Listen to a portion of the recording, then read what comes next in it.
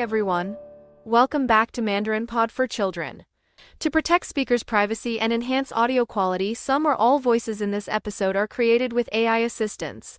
The content is inspired by real-life classroom experiences of the eChinese Learning Teaching team.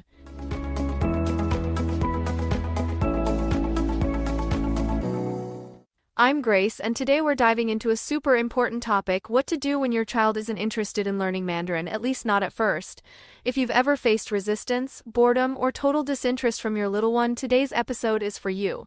We'll be talking about 3 real turning points that helped one child go from totally unmotivated to absolutely loving the language.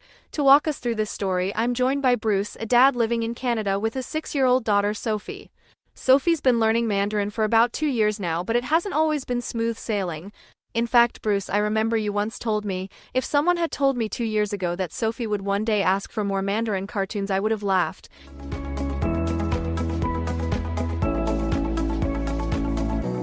Hi Grace, thanks for having me. And yes, that's a very accurate quote. Sophie's journey has been full of ups and downs. When we first started, I honestly thought we might give up after a few months. Let's go back to the beginning. Why did you want Sophie to learn Mandarin in the first place? Great question. I'm not Chinese myself, and my wife only speaks basic Mandarin. But we really believe in raising a globally minded child. Mandarin felt like a gift we could give her, something useful for her future, something culturally rich.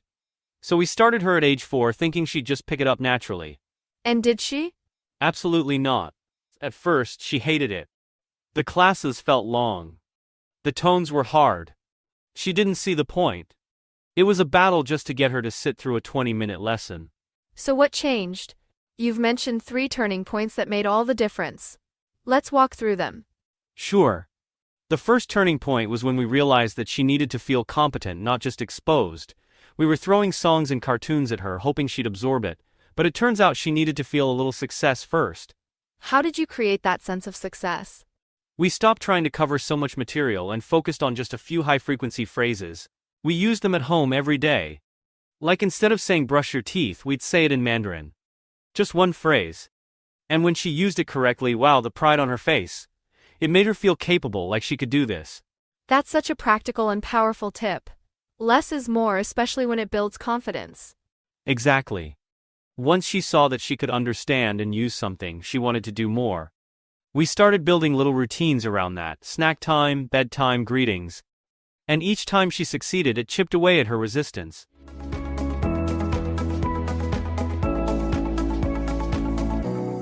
What was the second turning point? The second shift came from changing who she was learning from. We had a lovely online teacher, but there was no personal connection. Then, by chance, we met a Mandarin-speaking babysitter who was just incredibly warm and playful. They built a real relationship. They baked cookies together, played pretend, and slowly Mandarin became the language of play, not just the language of homework. That's huge. Kids learn best when emotions are involved, especially joy. Yes. Suddenly Mandarin wasn't this foreign school thing. It was what you spoke when you were pretending to be a doctor or playing tea party. She started asking how to say things because she wanted to keep the game going. And the babysitter would sneak in new words during play, so natural, no pressure. What advice would you give parents who don't have access to a Mandarin-speaking caregiver? Great question. I'd say, look for personality, not just qualifications. Even if it's just a weekly session online, try to find someone who gets kids, who sings with them, plays games, laughs, and if you don't have a live teacher, you can still use Mandarin during play. Use stuffed animals. Make it silly. Even you, as a non-native parent, can say a few phrases and build that playful association. Love that. So what was the third big shift? The third turning point was letting Sophie choose her own content. One day, I showed her a Mandarin cartoon with a strong female character who looked like her, curly hair and all. She was hooked. Suddenly, she wanted to know what the characters were saying. That curiosity came from her, not from us pushing. Do you remember what show it was? It was actually a Taiwanese animated series on YouTube. I didn't even know if it was appropriate at first, but it had adventure, humor, and no English subtitles, so Sophie had to listen. At first she just watched for the visuals, but over time she started catching words, then phrases. So what started as passive exposure became active learning. Yes, and we used subtitles later to build on that. I'd ask her, hey, what do you think that word meant, or did you hear them say friend? We'd rewatch funny scenes and pause them. It became something we shared. That's such a beautiful progression from resistance to curiosity, from curiosity to joy. And none of it was fast. That's important to say. These turning points didn't happen overnight, but once we hit them, everything changed.